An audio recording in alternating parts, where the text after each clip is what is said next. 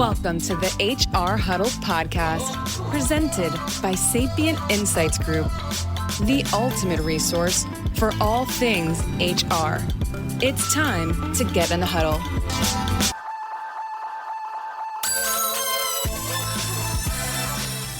Hello, everyone. Welcome back to the HR Huddle. I'm your host, Teri Zipper, CEO and Managing Partner at Sapient Insights Group. We're back for an exciting episode of HR We Have a Problem. Today, I'm joined by my partner and the founder of Sapient Insights Group, Susan Richards. Susan has been a leader in change management for many years, including experience with the big consulting firms. She's got a soft spot, I would say, for HR technology, as it so often is in need of good change management. Susan and I crossed paths at Mercer, but never really had an opportunity to work together until we were reintroduced in 2017. So I'm excited to have her on the show today to talk about something I know she's extremely passionate about, change management. It couldn't be more important in today's world, and we want to break it down. So let's get into the huddle. Welcome, Susan. How are you? I'm great, Teri. Thanks so much for having me on today. Yeah, I'm really excited about this topic. As you know, when we first met and started working together, I really didn't have much of a change management background, although a lot of the work I had done revolved around helping clients do change management. But as a practice, it wasn't really something that was in my wheelhouse. So I was very excited to learn more about that. And obviously, over the last couple of years, have spent a lot of time in it. But I wanted to get your thoughts on some things. Obviously, the world is changing, and we're just seeing a lot of things happen in this space. And so want to get your thoughts on a few things and also just talk about change management in general. So, wow, you couldn't have picked a topic that I like any better. Well, hopefully we can do it in 45 minutes or less. That's doubtful, so we might have to do a part two. So I find change management to be personally a lot like a fine art. It's hard to define, but you know it when you see it, right? Mm-hmm. You've been doing this for 20 plus years, and I know you're a major champion of this work. Maybe just tell us your 2-minute definition of change management from your perspective. Like, what do you think it is? And maybe how you would explain it to somebody who says, well, why do I need change management? Or, what exactly does it mean? Well, I don't need 2 minutes to talk about what it is. Essentially, change management is getting an individual person to do something different than what they're doing today. When you boil it down to brass tacks, all you're doing is getting someone to change their behavior. That sounds really easy, doesn't it? It does. Unfortunately, everybody else thinks it's really easy too. And that's why organizations tend to skimp when they plan out a project. They think change management is easy. What they don't take into account is the fact that change management is also getting a bunch of individuals across your organization to change their behavior.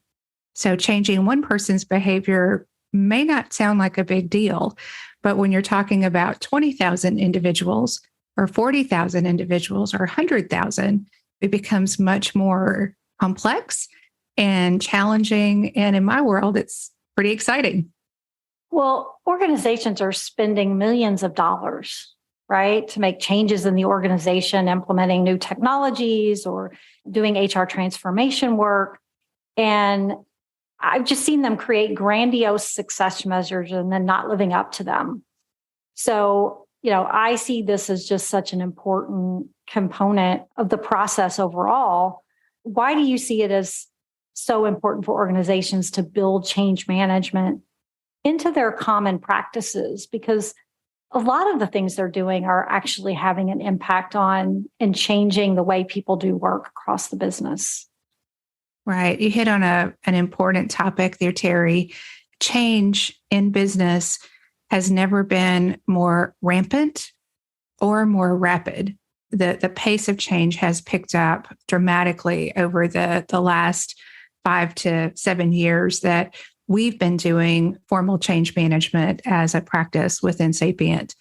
And so if change is happening at a rapid pace, and it's happening all over the organization, it would seem like it would be really important to make sure that you're managing that change rather than having the change manage you. We believe it's important to build change management skills into the DNA of the organization so that the organization can recognize return on investments.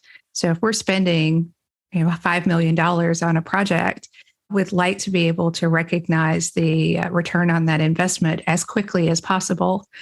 And in order to do that, you've got to get people to do something different. So you've got to get the individuals in the organization to adopt the new ways of behaving, the new technology, the new products, the new organization structure, whatever it is that's changing, you've got to get individuals in the organization to adopt those changes in order to make the change stick and start to recognize the return on your investment.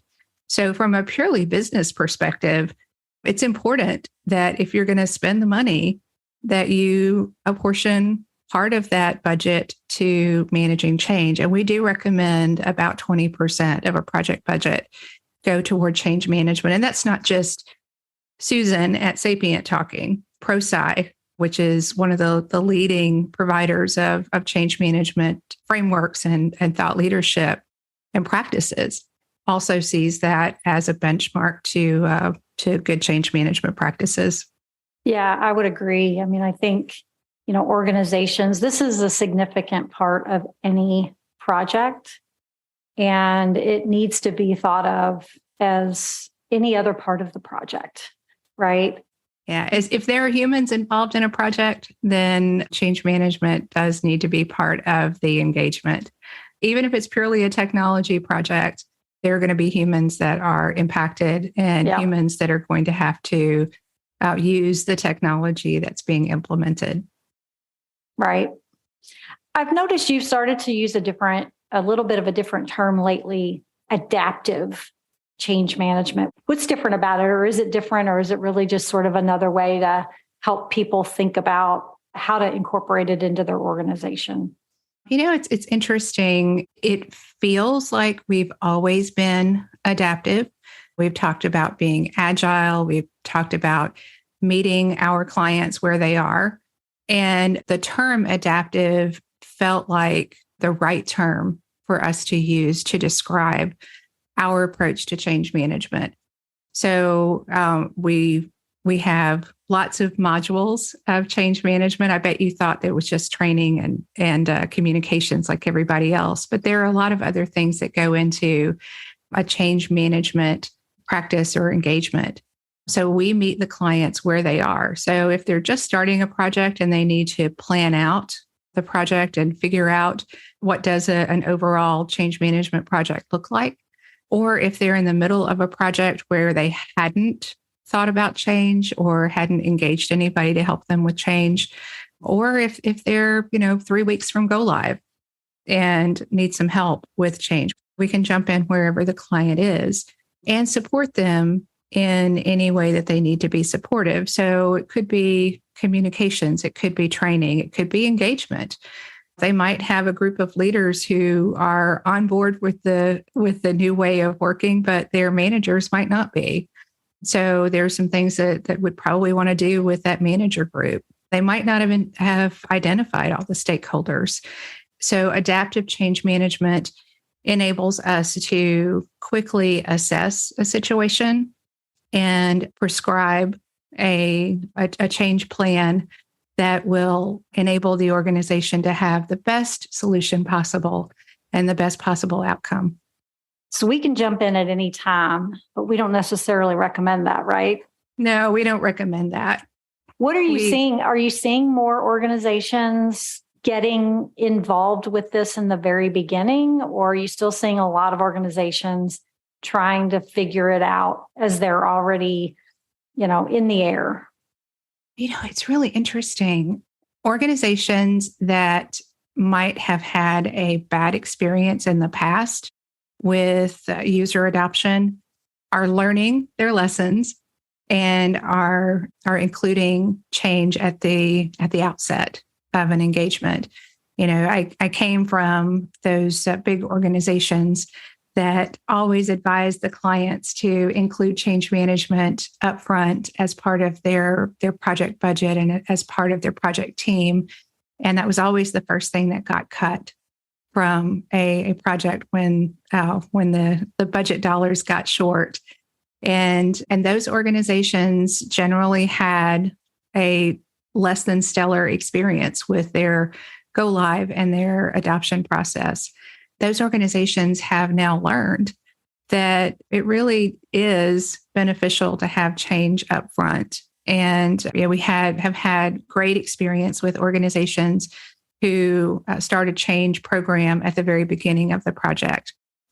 What sometimes happens, though, is you get a change project started and you build a great plan and you get toward the middle of the project and everybody gets tired and they get focused on testing out that new product, or they get pulled away to manage an acquisition, or things go a little bit sideways and the change team goes quiet.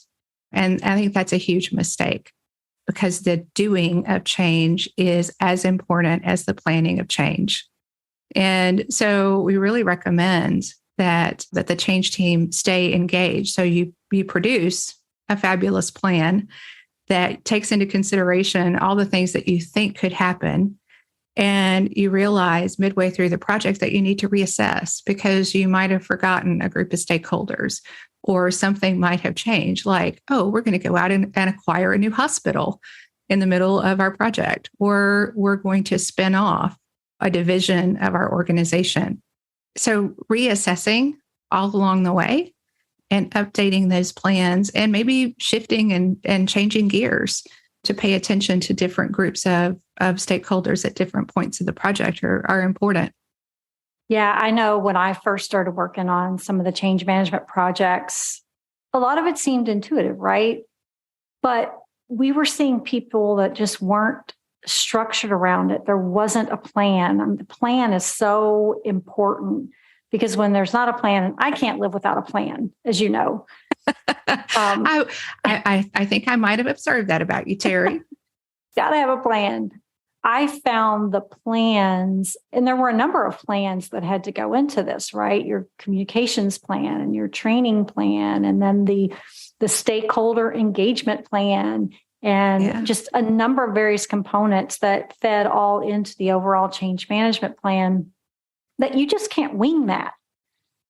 And so I'm curious, what are some of the pitfalls or things that people forget to do besides creating the plan?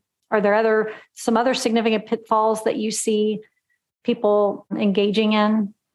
Well, I mentioned one earlier is forgetting to execute. A plan is only as good as the activities that go around it. So starting to execute that plan and reevaluating at key milestones in the project to see if there's something that needs to change. So I would say one of the pitfalls is not executing, and another pitfall is being too rigid. What we think is going to happen at the beginning of a project may be totally different than the reality of what's happening.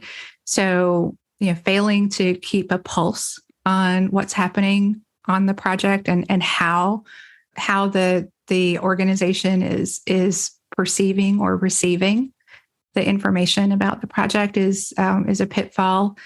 And I would say another thing to watch out for is paying attention to all the stakeholders and really understanding who is going to be impacted by this project. And it might not be the obvious people.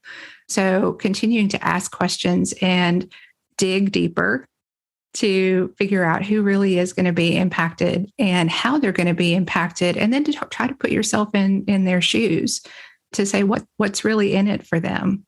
Another pitfall is not providing feedback loops. We can have a fabulous project with great communications and wonderful training and lots of engagement activities. But if we're not listening to the feedback that our community is sharing with us, then we could potentially miss the mark. And we may be providing activities that are not beneficial to them or are not resonating with them. So not having a feedback loop is another big miss from my perspective. Yeah.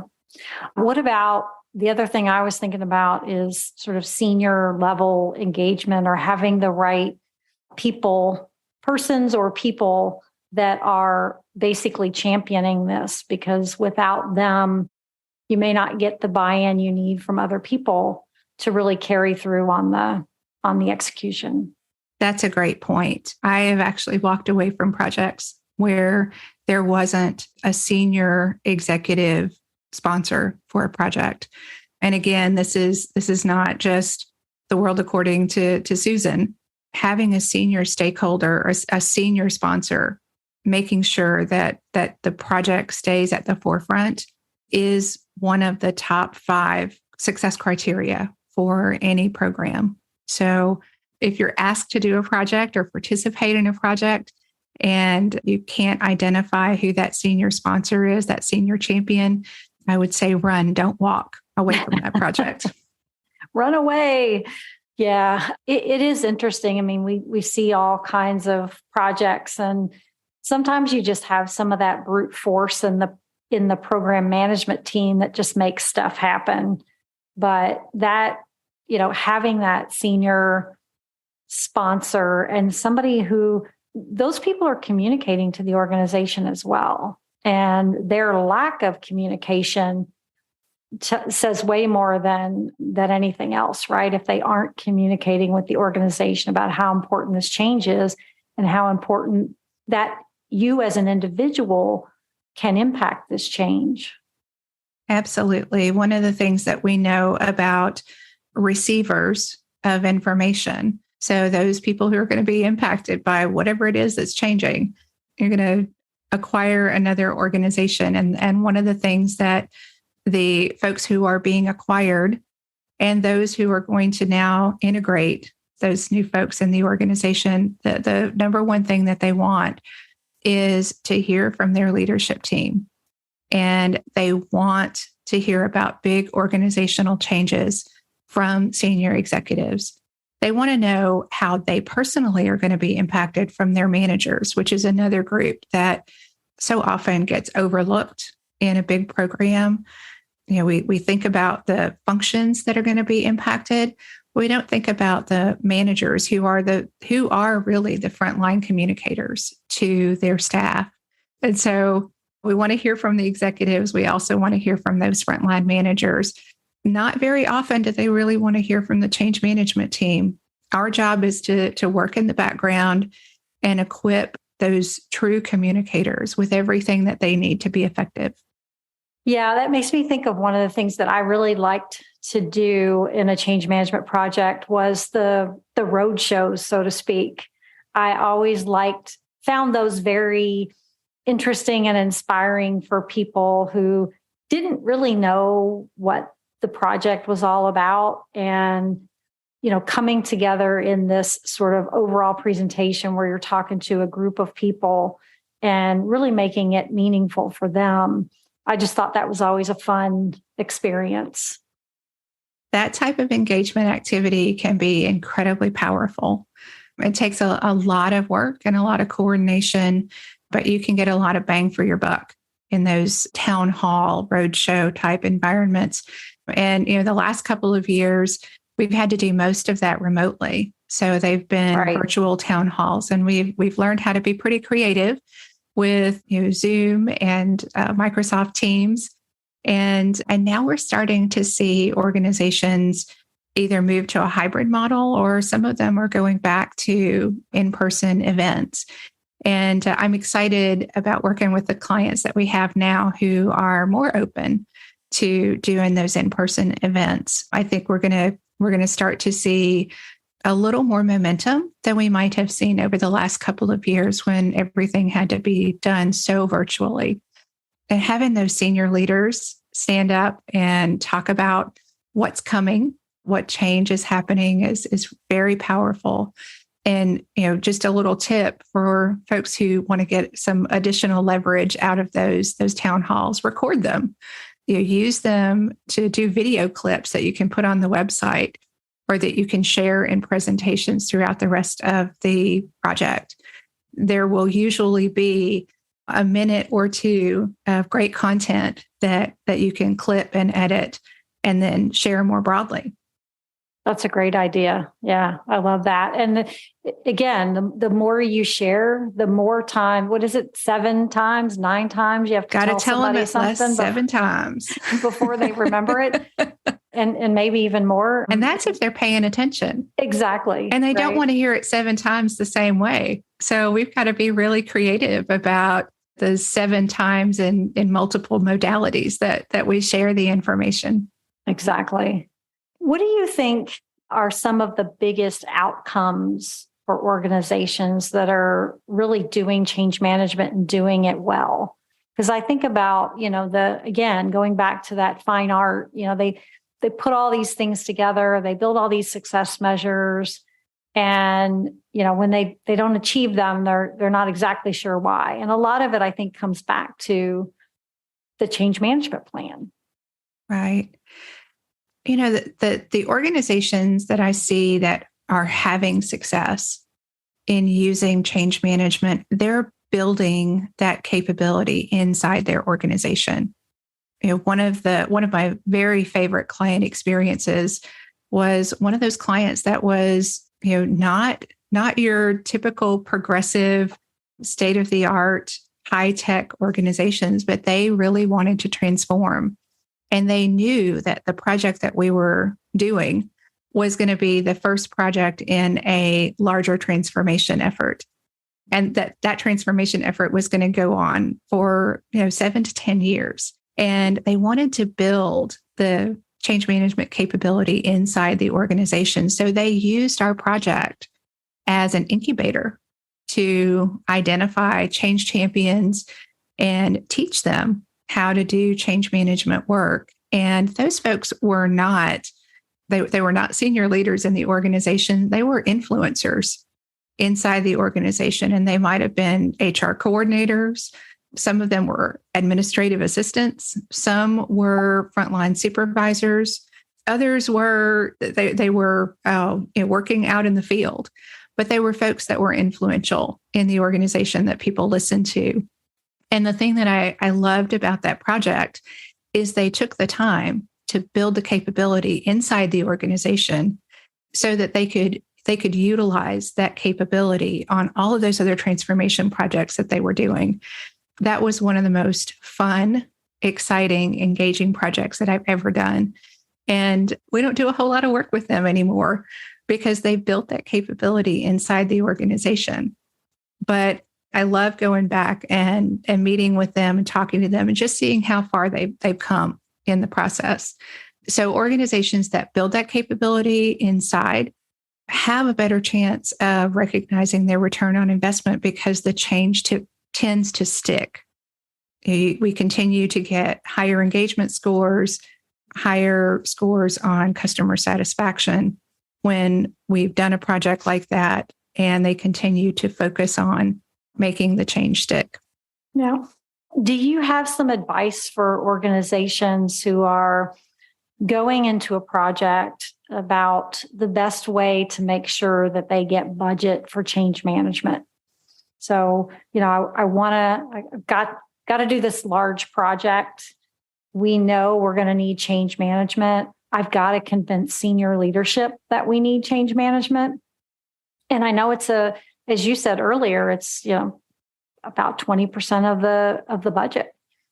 Yeah. So do you have some recommendations or some ahas for people that, want to make sure that they don't shortchange the change management process?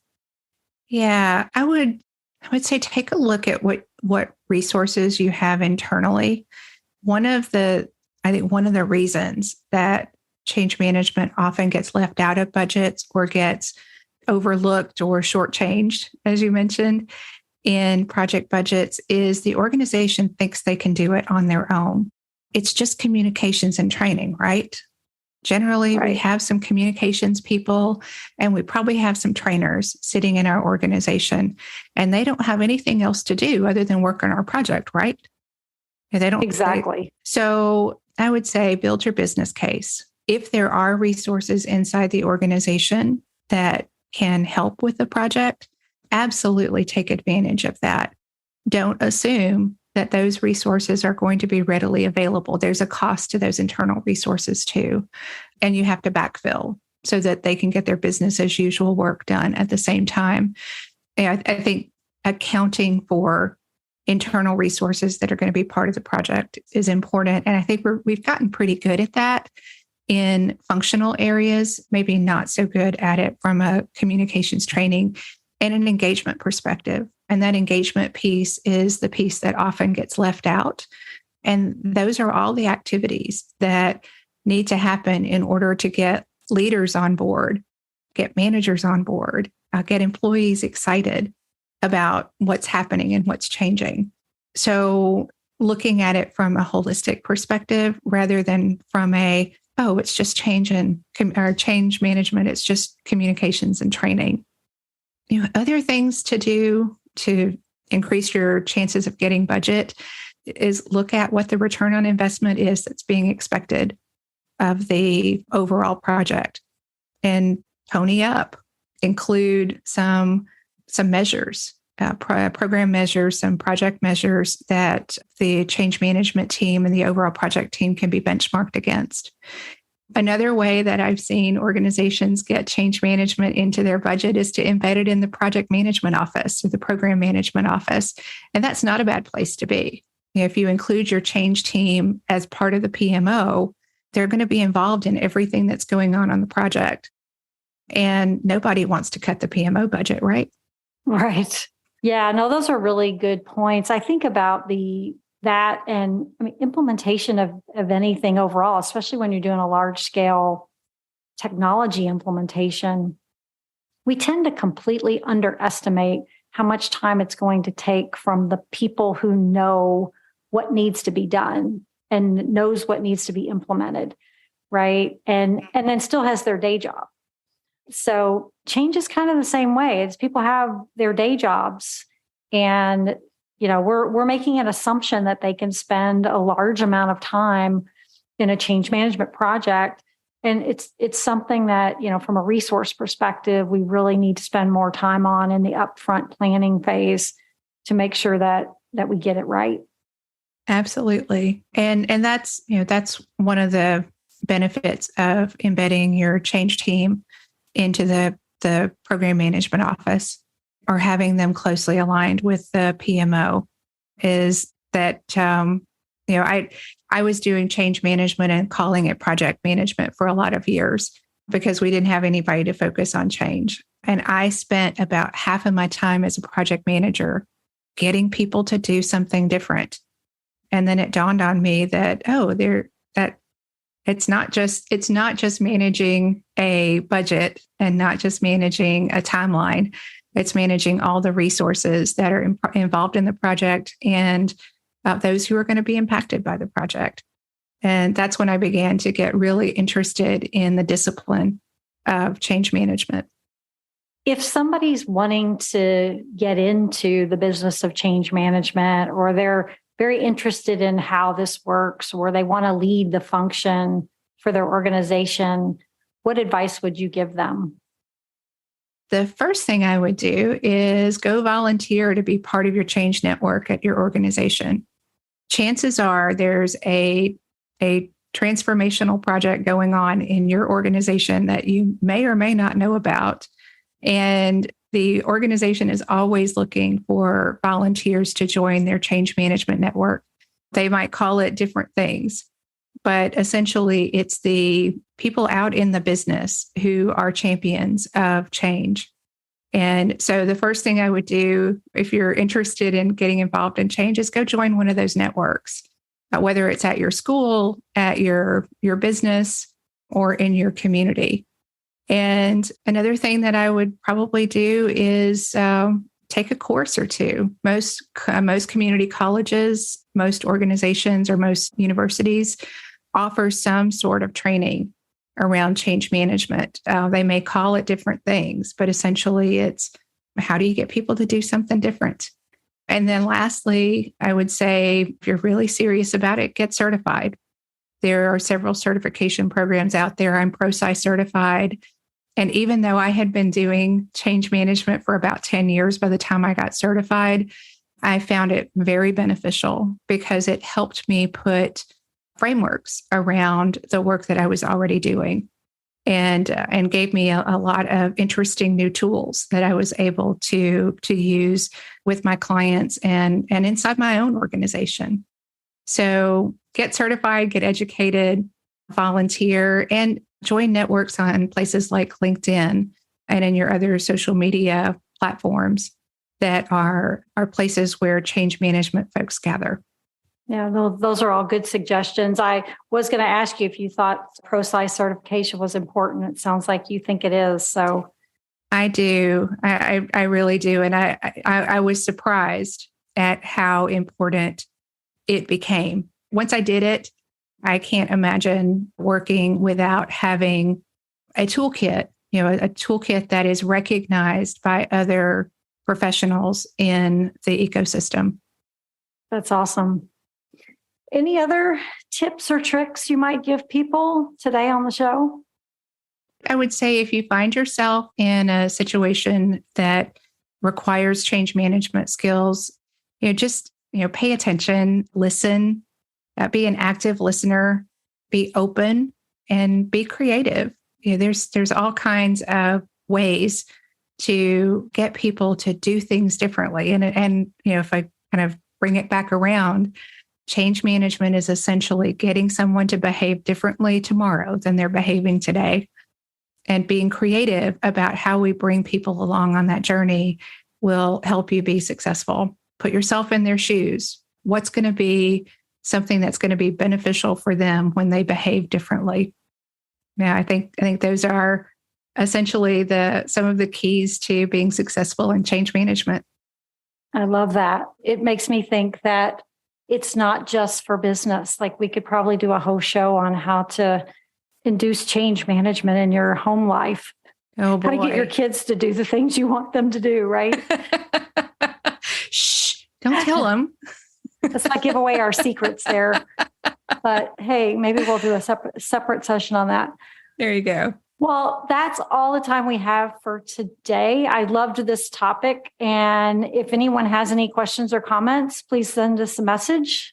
Let us know. We'd love to help you in your journey on change management. Also, like and follow us on your favorite podcast platform. Cheers. Thanks, Teri. Bye, Susan.